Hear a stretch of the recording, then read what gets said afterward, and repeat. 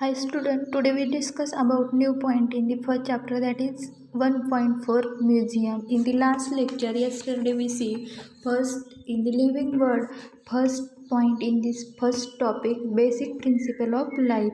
In this basic principle we see six basic principle are important for life. Then in the first we see difference between the living and non-living organism. Then next we see हर्बेरियममध्ये आपण काय पाहिलं, हे एक essentially dried प्लांटचं specimen असतं. हे काय केलं जातं, प्रेस किंवा ट्रिएटेड माउंट केलं जातं इन स्टँडर्डाइज शीट. आणि तिथं काय असतं, at the corner label the name of the plant. त्याच्यानंतर आपण काय पाहिलं, ते कोणत्या एरियामध्ये ते प्लांट कलेक्ट केलं आहे त्याची डेट आणि कोणी कलेक्ट केलं आहे त्याचंसुद्धा नाव आपल्याला त्या लेबलमध्ये लिहायचं आहे. त्याच्यानंतर नेक्स्ट आपण पाहिलं होतं 1.3 पॉईंट होता, तो होता बॉटॅनिकल गार्डन. आता बॉटॅनिकल गार्डन म्हणजे नेमकं काय, तर काय असतं, तिथं डिफरंट व्हरायटीच्या प्लांट कलेक्ट करून त्या प्लेसवरती स्टोअर केले जातात, त्याला काय म्हटलं जातं, बॉटॅनिकल गार्डन. त्याच्याच नंतर आपण पाहिला होता एक small concept, conservation of biodiversity, म्हणजे जैवविविधतेचं जतन आपण कशा प्रकारे करू शकतो. तर म्हणजे जे काही मॅटर असतील ते काय लॉस होऊ द्यायचे नाही, अशा प्रकारे आपण काल इक्वेशन पाहिला होता. Y does the loss of biodiversity matter, कशामुळे लॉस होतं आहे, तर आपले जे प्लॅनेट आहेत, प्लॅनेटवरती ह्यूज अमाऊंटमध्ये ते काय केलं जातं, शेअरिंग केले जातात दुसऱ्यांकडे. त्याच्यानंतर काही ऑर्गॅनिझम्स असतील, हे सुद्धा ऑर्गॅनिझम प्लांट यांना आपण धोका पोहोचवतो, म्हणजेच आपण त्यांना धोका पोहोचवू शकत नाही, म्हणजे आपल्याला त्याचा राईट काहीच नाही, हक्क नाही आहे, तरी आपण काय करतो, बायोडायव्हर्सिटीचं कन्झर्वेशन करत नाही. म्हणजे बायोडायव्हर्सिटीचं कन्झर्वेशन आपण कशा प्रकारे करू शकतो, आपण काल पाहिलं होतं. कशाचा वापर लॉस म्हणजे थोड्या प्रमाणात करायचा, जे नॅचरल सोर्सेस असतील यांचा यूज आपण कमीत कमी प्रमाणात करून ते काय करायचे, व्यवस्थित कन्झर्व करायचे. Then today's point in the museum. See, these museum are the place where collection of preserved plant and animal specimens are kept. आता जे म्युझियम आहे, या म्युझियममध्ये काय केलं जातं, अशी ठिकाणे, place where the collection of preserve plant, म्हणजे याच्यामध्ये काय केले जातात, ज्या प्लांट स्टोअर केलेले आहेत त्या प्लांटला सगळ्या एकत्र करून प्रिझर्व करून ठेवण्याचं काम. त्याच्यानंतर ॲनिमल्स, आता आपण एखाद्या झुलॉजिकल पार्कमध्ये गेलो किंवा एखाद्या बॉटॅनिकल गार्डनमध्ये गेलो, तर तिथं काय असतात, सगळ्या प्लांट प्रिझर्व केलेले असतात. प्रिझर्व म्हणजे बॉटॅनिकल गार्डनमध्ये त्या ग्रो करतात. जर झुलॉजिकल पार्क आपण पाहिले तर तिथं मोठे मोठे ॲनिमल काय केले जातात, प्रिझर्व करून ठेवले जातात. म्हणजे ते फॉर एक्झाम्पल टायगर असेल, लायन असेल, यांना काय केलं जातं, ते डेड असले तरी त्यांना वेगवेगळ्या प्रकारचे केमिकल्स वापरून ते काय केले जातात, प्रिझर्व केले जातात. मग ते प्रिझर्व जे ॲनिमल आहेत, हे ॲनिमल आणि ज्या प्लांट आहेत, प्लांटसुद्धा डेड असतात. काय असतात, डेड, म्हणजे ड्राईड प्लांट ह्यासुद्धा केमिकल्स यूज करून काय केले जातात, स्टोअर केले जातात. अशा ठिकाणाला म्हटलं जातं museum. Museum are the place where collection of preserve plant and animal species are kept. Plant आणि ॲनिमल दोन्हींच्या स्पेसिस इथं ठेवले जातात. This specimens are preserve in. आता कशामध्ये प्रिझर्व करतात, मी सांगितलं केमिकल यूज करतात. मग कोणतं केमिकल यूज करतात, ते स्टोअर साठवून ठेवण्यासाठी. तर पहा, 10% to 40% ऑफ फॉर्मलडिहाइड किती प्रमाण घ्यायचे, 10 to 40%. आणि या केमिकलमध्ये काय केलं जातं, ते प्लांट अँड ॲनिमल स्टोअर करून ठेवले जातात. त्याच्यानंतर large animal like birds and mammals are usually preserve. This science is known as taxidermy. आता large animal like birds and mammals, large म्हणजे मोठ्या प्रमाणात, मोठे जे ॲनिमल्स असतात त्याच्यामध्ये बर्ड्स असतील, पक्षी, त्याच्यानंतर मॅमल्समध्ये सस्तन प्राणी येतात, फॉर एक्झाम्पल कांगारू.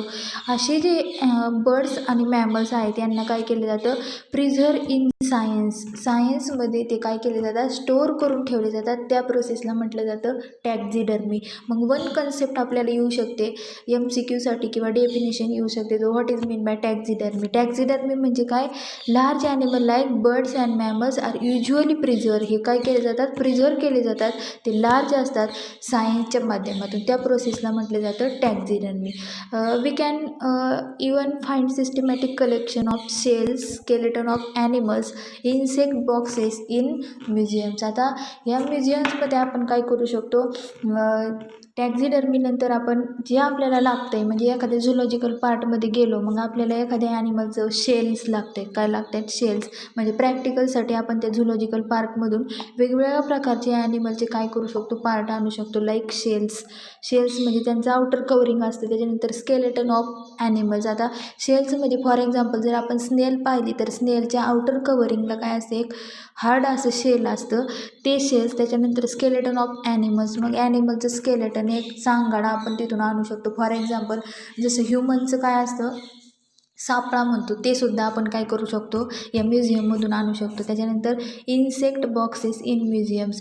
म्युझियममध्ये आपल्याला हे वेगवेगळ्या प्रकारचे जे प्लांटचे पार्ट आहेत इन्सेक्ट बॉक्सेस म्हणजे इन्सेक्ट त्या बॉक्सेसमध्ये काय केले जातात? प्रिझर्व करून ठेवले जातात. असे बॉक्सेस आपल्याला काय होत आहेत? या म्युझियममध्ये पाहायला भेटतात. आता त्याच्यानंतर हे जे म्युझियम आहे हे बायोलॉजिकल म्युझियम कशासाठी यूजफुल असतं? In educational institutes and reference hubs of biodiversity. मग हे जे थोडक्यात मोठ्या प्रमाणात बायोडायव्हर्सिटीमध्ये एज्युकेशनल इन्स्टिट्यूट यांच्या संस्था आहेत आणि ह्या संस्था काय करतायत? अशा प्रकारे जिथे जिथे यांची आवश्यकता असेल हे स्टोअर केलेले प्रिझर्व केलेले जे प्लांट्स ॲनिमल्स असतात त्यांचं काय करतात? ते बायोडायव्हर्सिटीच्या माध्यमातून ते पार्सलिंग करत असतात. मग ही त्यांची एक इन्स्टिट्यूट असते संस्था. मग first museum in this museum are the place where. आपण काय पाहिलं? म्युझियम म्हणजे काय? तर म्युझियम कशाला म्हणायचं आहे? Place where the collection of preserve plant and animal specimens are kept. म्हणजे ॲनिमल्स आणि प्लांट ह्या प्रिझर्व केलेल्या इथं ठेवल्या जातात. Are kept. Museums are place where collection of preserve plant and animal specimens are kept. आणि ते कशासाठी केप्ट म्हणजे ठेवले जातात. आणि ते स्पेसिमन आर प्रिझर्व कशाने प्रिझर्व केले जातात? कोणत्या केमिकलने? 10 to 14% ऑफ फॉर्मलडिहाइड. त्याच्यानंतर आपण टॅक्झिडर्मी एक प्रोसेस म्युझियममध्ये पाहिली. जे लार्ज ॲनिमल्स असते त्याच्यामध्ये बर्ड्स आणि मॅमल्स पक्षी आणि सस्तन प्राणी हे युजली प्रिझर्व केले जातात थ्रू सायन्सच्या माध्यमातून. त्या प्रोसेसला काय म्हटलं जातं? टॅक्झिडर्मी. मग आपण या म्युझियमच्या माध्यमातून काय करू शकतो? वी कॅन फाइंड म्हणजे आपल्याला जी वस्तू पाहिजे ती या म्युझियममधून आपण आणू शकतो. सिस्टमॅटिकली त्याचं कलेक्शन करू शकतो. Like shells of the animals, skeleton of the animals, insect boxes in museums. आणि लास्ट आपण पाहिलं हे जे बायोलॉजिकल म्युझियम्स आहेत या बायोलॉजिकल म्युझियम्समध्ये काय असतं? Educational institute are reference hubs of biodiversity studies. म्हणजे ह्या एज्युकेशनल इन्स्टिट्यूट्स म्हणजे यांच्या संस्था असतात शैक्षणिक संस्था म्युझियमच्या. त्याच्यातून आपण काय करू शकतो? मोठ्या प्रमाणात बायोडायव्हर्सिटीचं स्टडी करण्यासाठी याचा यूज करू शकतो. Then next point that is 1.5 is zoological park. आता बॉटॅनिकल गार्डन झाल्यानंतर झुलॉजिकल पार्क ही कन्सेप्ट आपल्याला पाहायची. तर झुलॉजिकल पार्क म्हणजे आपण काय पाहतो? याच्यामध्ये सगळ्या ॲनिमलचा स्टडी केला जातो आणि बॉटनी म्हणजे याच्यामध्ये कोणाचा? प्लांटचा स्टडी केला जातो. This zoological park is generally known as zoo. In zoo wild animals are kept in captivity. आता झुलॉजिकल पार्क्स म्हणजे काय? Zoological park generally known as zoo. Zoo म्हणजे त्याच्यामध्ये सगळे काय असतात? ॲनिमल्स असतात. कोणते? तर वाईल्ड ॲनिमल जे जंगली प्राणी असतात ते जंगली प्राणी या झुलॉजिकल पार्क्समध्ये आपल्याला पाहायला भेटतात.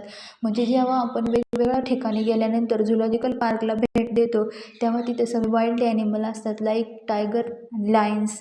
त्याच्यानंतर they are protected and care is taken to provide condition is similar to other natural habitat ex situ conservation. आता हे जे ॲनिमल्स तिथं प्रिझर्व केलेत साठवलेत तिथं काय केले जातं? त्यांना एक व्यवस्थित प्रोटेक्शन दिलेलं असतं. They are protected and care is taken to provide condition similar to their natural habitat. आणि एक्सिटिव्ह कन्झर्वेशन. कोणत्या? Ex situ conservation. आता एक्सिटिव्ह कन्झर्वेशन म्हणजे ही पूर्णपणे इकॉलॉजीशी रिलेटेड आहे. म्हणजे हे बाहेरून कन्झर्वेशन केलं जातं त्यांना प्रोटेक्शन केलं जातं. इन्सिटिव्ह म्हणजे आतल्या साईडने त्यांचं प्रोटेक्शन केलं जातं.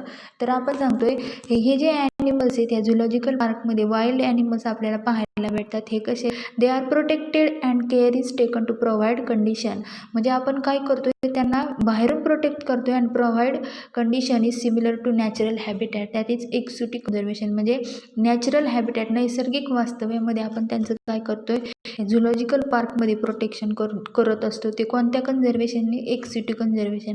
त्याच्यानंतर in zoo naturalist call studies habit and behaviour of animals. आता या झूमध्ये म्हणजे ह्या झुलॉजिकल पार्कमध्ये काही सायंटिस्ट असतात त्याला नॅचरलिस्ट म्हटलं जातं, can studies habits and behaviour of animal. Habits म्हणजे त्या एक्झॅक्ट त्यांच्या सवयी काय आहेत त्या ॲनिमलच्या, जे वाईल्ड ॲनिमल्स आहेत त्यांचा स्टडी केला जातो. बिहेवियर ऑफ ॲनिमल्स, त्यांचं वर्तणूक कसं आहे त्या ॲनिमलचं, म्हणजे एक्झॅक्ट ते बायटिंग करू शकतात का. त्याच्यानंतर वेगवेगळ्या प्रकारचे त्यांचे जे रिझनिंग असतात त्यांचं बिहेवियर या झुलॉजिकल पार्टमध्ये पाहिलं जातं. त्याच्यानंतर नेक्स्ट या झुलॉजिकल पार्टमध्ये आणखी वेगळ्या प्रकारचे काय केले जातात प्रोसेस पाहिल्या जातात. तर त्याच्यामध्ये फ्लोरा आहे, मॅन्युअल्स आहे, monographs and catalogs are some other tools of maintaining biodiversity record. आता जर बायोडायव्हर्सिटीचं आपण कन्झर्वेशन करतोय तर ते कन्झर्वेशन करताना आपल्याला फ्लोरा, मॅन्युअल्स, मोनोग्राफ्स आणि कॅटलॉग्स यांचं काय करायचं आहे, एक टूलच्या सहाय्याने बायोडायव्हर्सिटी कशी मेंटेन करता येईल, बायोडायव्हर्सिटी कसं कन्झर्वेशन करता येईल ते आपल्याला पाहायचं आहे. तर फ्लोरा म्हणजे काय, flora is the plant like occur in a particular area. म्हणजेच फ्लोरा म्हणजे ह्या प्लांट असतात, काय असतात प्लांट, फ्लोरा मीन्स प्लांट, आणि ह्या ऑकर इन पर्टिक्युलर एरिया अशा एका ठराविक रिजनला त्या आपल्याला पाहायला भेटतात, त्यांना फ्लोरा म्हटलं जातं. हे सुद्धा झुलॉजिकल पार्कमध्ये काय केलं जातं, यांचं बायोडायव्हर्सिटी थ्रू कन्झर्वेशन केलं जातं.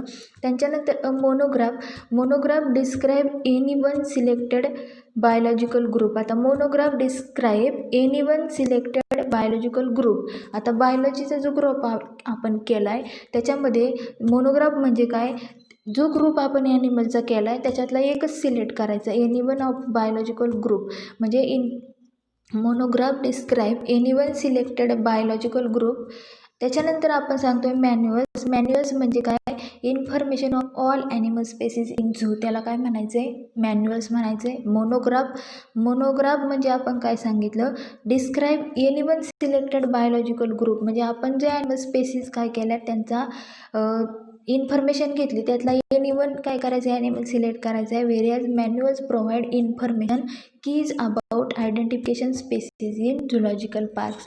म्हणजे हे जे मॅन्युअल्स म्हणजे हे नेमकं काय काम करतात, हे आपल्याला जे ॲनिमलचं आपण एखादा ॲनिमल त्या स्पेसीसच्या ग्रुपमधला घेतला आहे, मग तो ग्रुपमधला एक ॲनिमल आहे त्याची पूर्णपणे इन्फॉर्मेशन प्रोव्हाइड करण्याचं काम हा मॅन्युअल्स करत असतो. मॅन्युअल्स म्हणजे रजिस्टर टाईप असतात, त्यांच्या मॅन्युअल्समध्ये त्या स्पेसीचं बरोबर आयडेंटिफिकेशन आपल्याला करता येऊ शकतं इन झुलॉजिकल पार्क. म्हणजे आपण काय सांगतोय, झुलॉजिकल पार्क म्हणजे it is generally known as zoo. त्याला काय म्हटलं जातं, झू. याच्यामध्ये सगळे ॲनिमल्स असतात.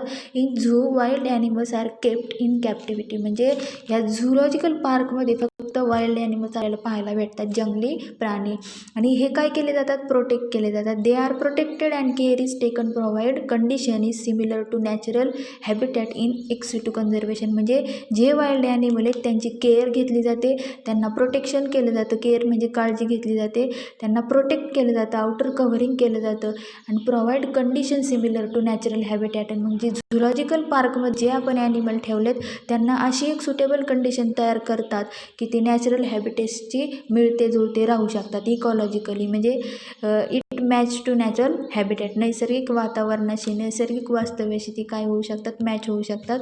इन एक्सिटी कन्झर्वेशन, एक्सिटी म्हणजे हे एक्सटर्नली काय केलं जातं, बाहेरच्या साईडने हे कन्झर्वेशन केलं जातं. तर त्याच्यानंतर नेक्स्ट पॉईंट आहे, in zoo naturalist can studies habit and behaviour of animal. आता झुलॉजिकल पार्कमध्ये वेगवेगळे सायंटिस्ट टाईप काय असतात, नॅचरलिस्ट असतात, ते काय काम करतात, कशाचा अभ्यास करतात. तर हे जे झुलॉजिकल पार्क आहे त्या झुलॉजिकल पार्कमध्ये जे ॲनिमल्स आहेत त्यांचं हॅबिट्स, त्यांच्या सवयी काय आहेत, त्याच्यानंतर बिहेवियर ऑफ ॲनिमल्स, त्यांचं एक्झॅक्ट त्या ॲनिमलची वागणूक कशी आहे, म्हणजे वेगवेगळ्या प्रकारचे ॲनिमल्स असतात त्यांचे कॅरेक्टरिस्टिक्स वेगळे असतात, त्यानुसार याचा अभ्यास या झुलॉजिकल पार्कमध्ये केला जातो. त्याच्यानंतर फ्लोरा, काही कन्सेप्ट आपण या झुलॉजिकल पार्कमध्ये पाहिल्या त्या काय असतात, इम्पॉर्टंट असतात. Flora, manuals, monographs and catalogues. आता मोनोग्राफ्स, कॅटलॉग आणि मॅन्युअल्स सगळ्यांचं मिनिंग एकच आहे. इथे सगळा डिटेल डाटा त्या झुलॉजिकल पार्कमधल्या ॲनिमलचा ठेवला जातो. मग फर्स्ट आपण फ्लोरा म्हणजे काय सांगितलं, तर फ्लोरा हे जे पाहिले आपण, फ्लोरा असेल, मॅन्युअल्स असतील, मोनोग्राफ्स, कॅटलॉग, हे काय करतायत, हे सगळे टूल्स काय मेंटेन करतात, बायोडायव्हर्सिटी रेकॉर्ड. म्हणजे पूर्णपणे त्या झुलॉजिकल पार्कमध्ये जेवढी बायोडायव्हर्सिटी जैवविविधता यांचं रेकॉर्ड करण्याचं काम flora manuals, monographs and catalogue यांच्यामार्फत केलं जातं. मग त्याच्यानंतर एक्झॅक्ट आपण काय पाहिलं तर flora is the plant like walker in a particular area. Flora म्हणजे काय, एका पर्टिक्युलर एरियामध्ये ठराविक ठिकाणी काय असतात, प्लांटच्या स्पेसीज असतात, त्याला काय म्हटलं जातं, फ्लोरा. याचा सुद्धा अभ्यास झुलॉजिकल पार्कमध्ये केला जातो. त्याच्यानंतर नेक्स्ट आपण काय पाहिलं आहे, मॅन्युअल्स म्हणजे नेमकं काय, manuals information of all animal species in zoo. म्हणजे सगळ्या ॲनिमल स्पेसीजची इन्फॉर्मेशन या मॅन्युअल्समध्ये आपल्याला पाहायला भेटते. त्याच्यानंतर मोनोग्राफ्स म्हणजे काय, ह्याच्या स्पेसीजचा अभ्यास केला आहे मॅन्युअल्समध्ये, त्याच्यातलीच एक स्पेसीज काय करायची, सिलेक्ट करायची. Monograph describe any one selected biological group whereas त्याच्याचबरोबर ते काय करतात, manuals provide information of biological group whereas manuals provide information keys about identification species in zoological park. पूर्ण की म्हणजे त्यांची सगळी कॅरेक्टरिस्टिक सिस्टमॅटिकली आपल्याला या मोनोग्राफ्समधून काय होत आहेत, व्यवस्थित पाहायला भेटतात मॅन्युअलच्या माध्यमातून. त्याच्यानंतर 1.6 पॉईंट आहे बायोडायव्हर्सिटी पार्क्स. आता बायोडायव्हर्सिटिकल जे पार्क आहेत हे सुद्धा आपल्याला वेगवेगळ्या ठिकाणी जेव्हा आपण ट्रिपला वगैरे जातो तिथं आपल्याला हे झुलॉजिकल पार्क असतील, बॉटनिकल गार्डन असतील, बायोलॉजिकल पार्क असतील, हे आपल्याला पाहायला भेटतात. म्हणजे फॉर एक्झाम्पल महाबळेश्वर असेल तिकडे, त्याच्यानंतर भरपूर ठिकाणी महात्मा फुले कृषी विद्यापीठ तिकडे, सातारा वगैरे तिकडे हे सगळं आपल्याला पाहायला भेटतं. तर 1.6 आहे तो बायोडायव्हर्सिटिकल पार्क. आता बायोडायव्हर्सिटिकल पार्क म्हणजे नेमकं काय, biodiversity park it is an ecological group of species that form continue on barren landscape. आता बायोडायव्हर्सिटिकल पार्क हा काय, बायोडायव्हर्सिटिकल पार्क आहे म्हणजे हा सुद्धा जैवविविधतेचाच एक पार्क असतो तयार केलेला. त्याच्यानंतर याच्यामध्ये काय सांगितलं, it is an ecological group of species. म्हणजे याच्यामध्ये काय असतात, इकॉलॉजिकल ग्रुप ऑफ स्पेसीज म्हणजे याच्यामध्ये सगळ्या relation to all living organism काय असतात, लिव्हिंग म्हणजे सजीव असतात. म्हणजेच हा जो बायोडायव्हर्सिटी पार्क आहे हा कुठं असतो, exact biodiversity park is an ecological group म्हणजे सगळ्या ऑल लिव्हिंग थिंग्स असतात of species that form continue on barren landscape. म्हणजे ते कुठं असतात, बॅरन लँडस्केप सारख्या बॅरन लँडस्केपमध्ये पाहायला भेटतात. म्हणजे असं ते नापीक असतं. कसं असतं नापीक म्हणजे तिथे जास्त प्रमाणात बागायती शेती नसते, नापीक असते किंवा रमणीय प्रदेश किंवा तिथलं चित्र असतं, त्याला म्हटलं जातं बॅरन लँडस्केप. म्हणजे थोडक्यात ती जी जमीन आहे लँडस्केप ही कशी असते, बॅरन म्हणजे नापीक असते. कशी असते, नापीक. मग फॉर एक्झाम्पल कोणती अशी बायोडायव्हर्सिटी पार्क आहे, मग इथं सांगितलं आहे पहा, Uttamrao Patil biodiversity park in Guregar Mahabaleshwar. This park is the best model for conservation of urban landscape. आता आपण सांगतोय बॅरन लँडस्केप म्हणजे ही कशी असते, एकदम नापीक असते. नापीक म्हणजे तिथं एखादा रमणीय प्रदेश किंवा तिथं कसलंही पीक येत नाही, त्या जमिनीला म्हटलं जातं बॅरन.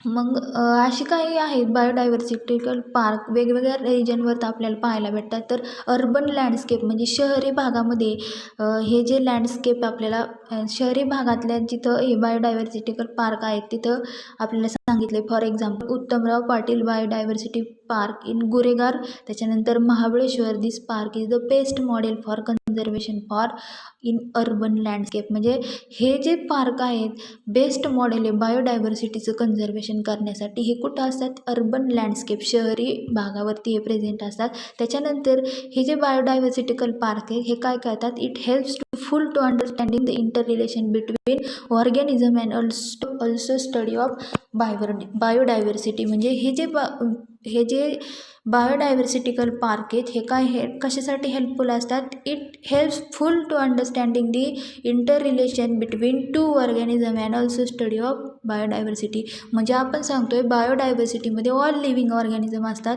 मग जे लिव्हिंग ऑर्गॅनिझम आहेत जे सजीव आहेत त्या दोघांमधलं आपल्याला काय करायचं आहे, इंटर रिलेशन पाहिजे. ते दोघांचं एकमेकांशी रिलेशन काय आहे, between two organism and also study biodiversity. जैवविविधतेचा अभ्यास करण्यासाठी बायोडायव्हर्सिटी पार्क हे काय केलं जातं, युजफुल असतं. त्याच्यानंतर नेक्स्ट सांगितले पहा बायोडायव्हर्सिटी. आपण परत एकदा पाहू बायोडायव्हर्सिटी पार्क्स म्हणजे नेमकं काय.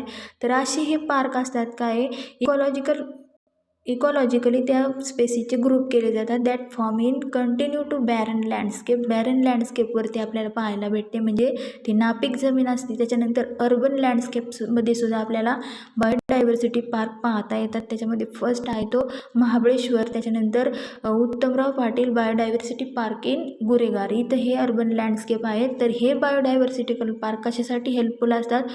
फुल to understanding inter relation between two organism. दोन ऑर्गॅनिझममधलं रिलेशन समजून घेण्यासाठी फुल्ली ते काय असतात? बायोडायव्हर्सिटिकल पार्क हेल्पफुल असतात. आणि ऑल्सो स्टडी द बायोडायव्हर्सिटी. बायोडायव्हर्सिटीचा अभ्यास करण्यासाठी सुद्धा हे बायोडायव्हर्सिटिकल पार्क काय असतात? हेल्पफुल असतात. त्याच्यानंतर सगळ्यात शेवटचा पॉईंट आहे तो या टॉपिकमधला एकदम फर्स्ट टॉपिक आहे. एकदम शॉर्ट आणि छोटासा टॉपिक होता आणि सगळे जे पुढे टॉपिक आहेत त्यांचं एक्झॅक्ट शॉर्टमध्ये आपण फर्स्ट टॉपिकमध्ये पाहिलं आहे. त्याच्यानुसार आपण सेकंड थर्ड टॉपिक पाहणार आहे.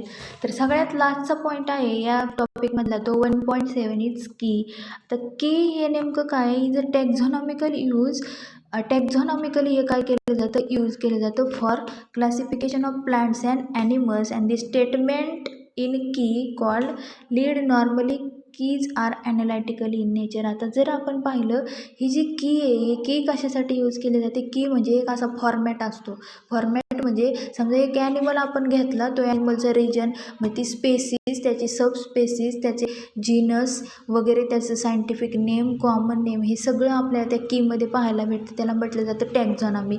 तर एक वर्डमध्ये आपल्याला की म्हणजे लक्षात ठेवायचे की it is and taxonomical use for classification of plants and animal. म्हणजे टॅक्झॉनॉमिकली काय केला जातो? याचा यूज केला जातो. आणि कशासाठी? तर ॲनिमल आणि प्लांटचं क्लासिफिकेशन करण्यासाठी. एखादी प्लांट घेतली, त्या प्लांटमध्ये सुद्धा वेगवेगळ्या प्रकारचे त्याची कॅरेक्टरिस्टिक्स अभ्यासण्यासाठी आपल्याला कीचा, या स्टेटमेंटचा काय केला जातो? उपयोग केला जातो. आणि याचे ॲनालिटिकल इन नेचर असतं. तर पहा की म्हणजे काय? It is taxonomical aids use for classification of plants and animal. त्याच्यानंतर it base on contrasting character. आता कोणते? One of the contrasting character get accepted and other is rejected. म्हणजे एखादं कॅरेक्टर, त्याचं जे कॅरेक्टर आहे ते काय करू शकतो आपण? ॲक्सेप्ट करू शकतो. एखादं कॅरेक्टर रिजेक्ट करू शकतो. त्याच्यासाठी कीचा यूज केला जातो. त्याच्यानंतर दी स्टेटमेंट इन की इज कॉल्ड ॲज लीड. आता जी स्टेटमेंट आपण यूज करतो त्या कीमध्ये, म्हणजे आपल्याला पुढचा जो पॉईंट आहे त्याच्यावरती बरोबर आपल्याला की म्हणजे काय समजेल. स्टेटमेंटनुसार आपण त्याचं क्लासिफिकेशन करणार आहोत. तर मग आपण नेक्स्ट चॅप्टरमध्ये या कीनुसार काय करणार आहे? सिस्टमॅटिकली त्याचं क्लासिफिकेशन करणार आहोत. तर मग आजच्या लेक्चरला आपण काय पाहिलं?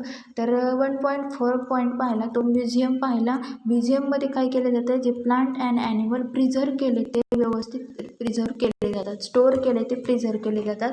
ते कशाची सहाय्याने? 10 to 40% ऑफ फॉर्मल्डिहाइड. त्याच्यानंतर आपण पाहिलं झुलॉजिकल पार्क. झुलॉजिकल पार्क याच्यामध्ये काय पाहिलं? याला झू म्हटलं जातं. आणि याच्यामध्ये वाईल्ड ॲनिमल काय केले जातात? केप्ट केले जातात. आणि हे जे वाईल्ड ॲनिमल आपण इथं ठेवलेत त्यांची व्यवस्थित तिथं काळजी घेतली जाते एक्सिटी कन्झर्वेशनच्या माध्यमातून. त्याच्यानंतर आपण बायोडायव्हर्सिटिकल पार्क्स पाहिले आणि लास्ट पाहिलं की. Then next is the this is the exercise of first topic. तर या एक्झरसाइजमध्ये आपल्याला फर्स्ट पॉईंट आहे एक्झरसाइज, हे आपल्याला राईट करावी लागते नोटबुकमध्ये. तर फर्स्ट जो एक्झरसाइजमध्ये आपल्याला फर्स्ट क्वेश्चन आहे चूज करेक्ट ऑप्शन. तर which is not property of living being. आता लिव्हिंग बिंगमध्ये याच्यामध्ये कोणती प्रॉपर्टी नसते. तर लिव्हिंग बिंगमध्ये मेटाबॉलिझम होतं, त्याच्यानंतर त्यांची ग्रोथ पण होते आणि रिप्रोडक्शन पण होतं. तर डीके हे नाही आहे. म्हणजे डीके म्हणजे ते काय कुजतात का? नाही. लिव्हिंग बिंग कुजतात का? नाही. म्हणजे तिथं डीके ही प्रोसेस होत नाही, म्हणून ही प्रॉपर्टी लिव्हिंग बिंगची नाही आहे.